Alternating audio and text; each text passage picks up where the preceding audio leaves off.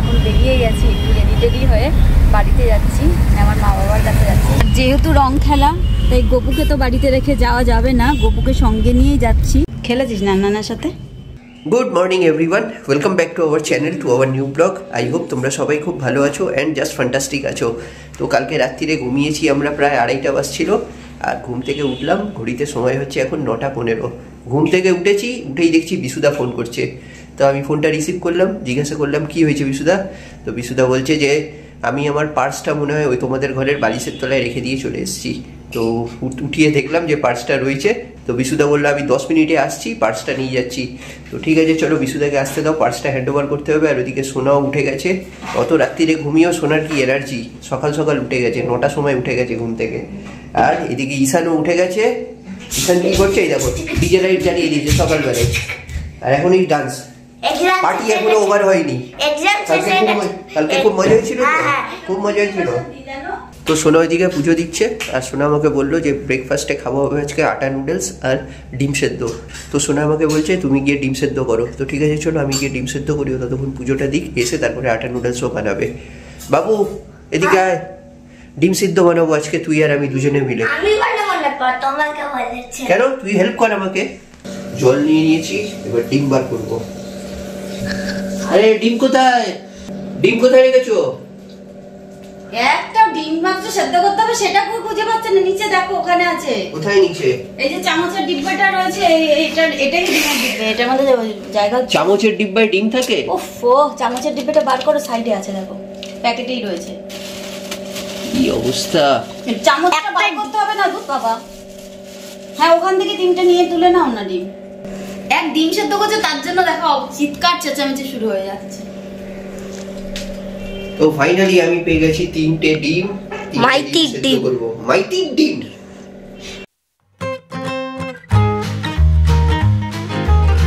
তো ফাইনালি এখন বিশুদা চলে এসছে, আর আমি বিশুদাকে গিয়ে পার্সটা দিই, আর সাথে খাবারগুলো দিয়ে দিই। কালকে রাত্রির খাবারগুলো নিতে পারিনি, সব ফ্রিজেই আমাদের এখানে রাখা ছিল। বিশুদা নিচে ওয়েট করছে আমার জন্য। ঠিক আছে চলো এবার নিচে যাই, গিয়ে আগে দিয়ে আসি। এই বিশুদা এসে গেছে। Good morning Bishuda. Good morning. চলো বাই। কালকে ব্যাগ ভুলে গেছিলাম, এই যে মানি ব্যাগ নিতে এসেছি। আমার সাথে হচ্ছে সব খাবার দাবার প্যাক করে দিয়ে দিচ্ছি। এই বিরা যে চকলেট আছে ওর মধ্যে, হ্যাঁ ঠিক আছে, নাহলে গরমে গলে যাবে। Bye bye bye. হ্যাঁ চলো।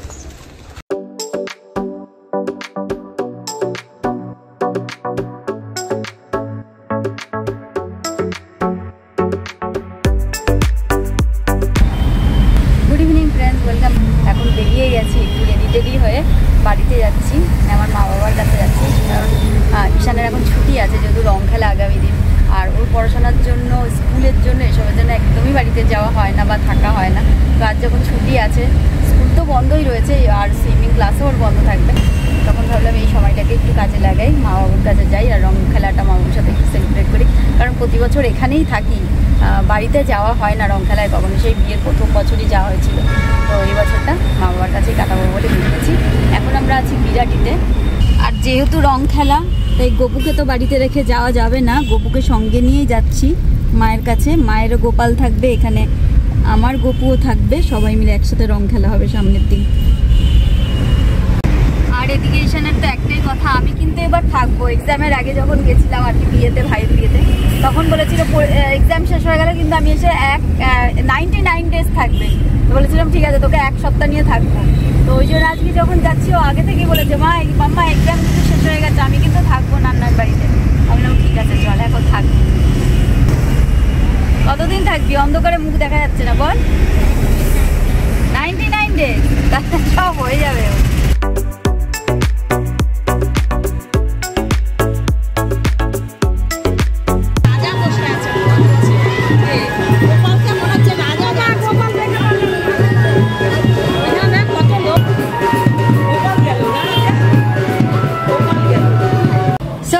বাড়িতে এসে গেছি, এই যে আমাদের বাড়ির আগের ঠাকুরঘর থেকে। আমাদের বাড়ির ঠাকুরঘর এত বড়, আমাদের বেডরুমের থেকেও বড় হচ্ছে আমাদের ঠাকুরঘর।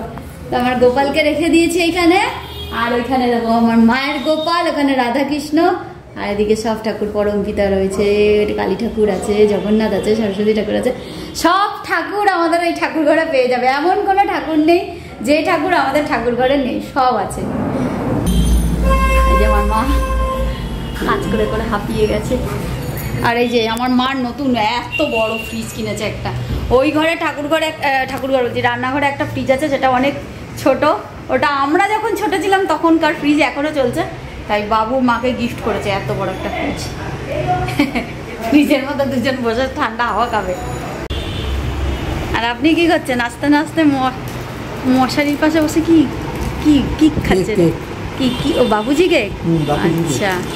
আর আমাদের বাড়িতে মশারি টাঙানো থাকে কারণ কিছু, এই ফ্যানের আওয়াজ হবে, দাঁড়া ফ্যান কোনটা গো? এই একবারই বন্ধ করতে পারলাম। মশারি সব সময় টাঙানো থাকে কারণ আমাদের এখানে প্রচণ্ড মশা, ওই জন্য দুপুরে ঘুমানোর সময় মা বাবু এরকম মশারি টাঙিয়েই শোয়।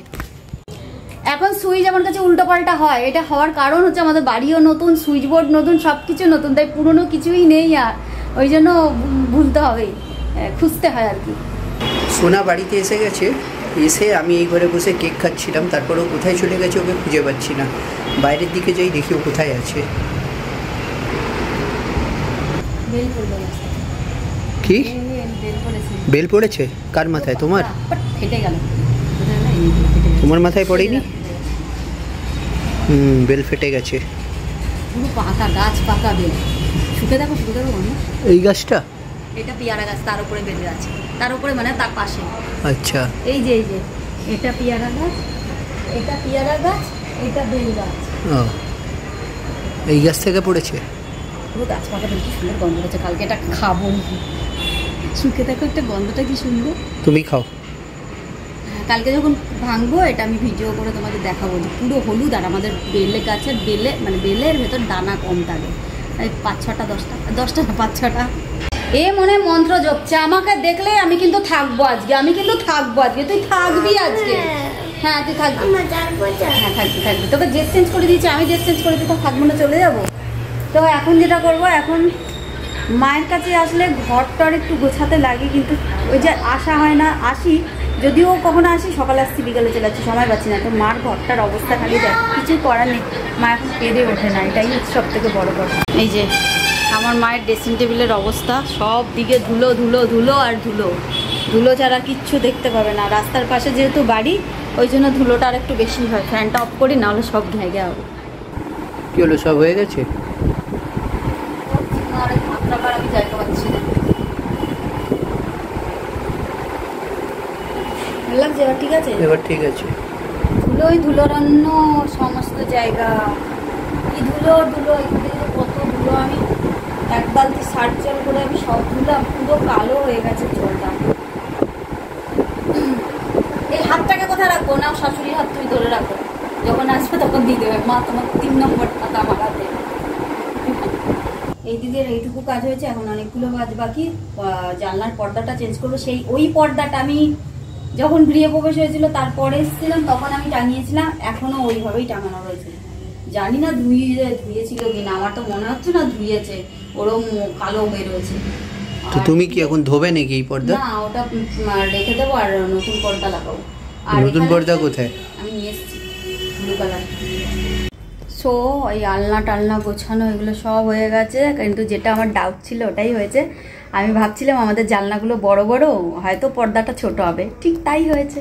ওই দেখো পর্দাটা লাগিয়েছি, ওই পাশটা ফাঁকা রয়েছে, বালিশের কাভারগুলো লাগাতে পারছি না, মশারি টাঙানো রয়েছে। তো সকালেই আমি এই কাভারগুলো টাঙাবো। আর একটু ঝুলটুলগুলো হয়েছিল, এগুলো ছেড়ে দিয়েছি, জানি ঝাড়তে নেই এই সময়, কিন্তু কিছু করার নেই। আমি সময়কে এখন যদি দেখতে যাই তাহলে হয়তো হবেই না, কারণ কালকে দোল পূর্ণিমা, কালকে তো একদম হবেই না সব করা। তো করে ফেলেছি, যাক। একটু ডাক্তারের কাছে আর কি বাবুকে নিয়ে যাওয়া হয়েছিল, বাবু গেছিলো আর কি। তো ওষুধ ডাক্তার দিয়েছে, একটু প্রেশার বেড়ে গেছে ওই সবের জন্য। তো গেছে বলে ঈশান তখন থেকে দাঁড়িয়েছে দরজার সামনে, কেন নান গেল, মাম্মা তুমি কেন যেতে দিলে। এবার কি করে বোঝাবো, দেখ শরীরটা খারাপ, তাকে তো ডাক্তারের কাছে নিয়ে যেতে হবে। এখন আসা মাত্র ওই যে ঝাঁপিয়ে পড়েছে দুজন মিলে, বাবুর নাকি শরীর খারাপ, দুজন মিলে চিৎকার করে খেলছে। খেলেছিস নানার সাথে? কি খেলবো তুই জানিস। হ্যাঁ, কি করছে? কাজ করে যাচ্ছে। বল কাজ আর করো না, সাথে খেলা। আমাদের বাড়িতে রাধাকৃষ্ণ মা পুজো করে, রাধাকৃষ্ণর মূর্তি আছে, ওই কারণে মা রং খেলার দিনকে আমিষ জাতীয় কিছু করে না, ওই জন্য কালকে আমাদের খাওয়াতে পারবে না বলে আজকেই মাটন বানিয়েছে। তো মাটন দিয়ে রুটি দিয়ে এখন খাবে। আর এটা আমাদের বলছিলাম না আমাদের পুরনো কিচেন, এটা হচ্ছে আমাদের পুরনো কিচেন, অনেক দিনের পুরনো কিচেন। এটা বার করে দিয়েছে মাটন আর রুটি। সো খিদে পেয়েছে, রুটি বানিয়েছে, কিন্তু আমার যেহেতু আসবো বলে আমি সেভাবে খেতে পারিনি দুপুরবেলা আজকে। তাই মাকে বললাম মা আমাকে এতটুকুনি ভাত দাও, আমি রুটি খাবো না, তুই ভাত দিয়ে একটু মাটন দিয়ে খাবো। সবিতাম এখানে বসে গেছে খেতে। কি কেমন হয়েছে?